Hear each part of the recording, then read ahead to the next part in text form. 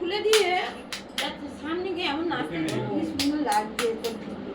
তো ভাই ভিডিও করছে, তোলে ভিডিও করি, দেখাবো এখন, দেখাবো এখন।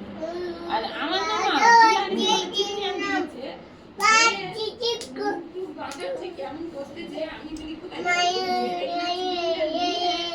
মাথায় আজ রাখছে, চুল নেই তো, ওই জন্য হাসতেছে রে মানুষের দিদি।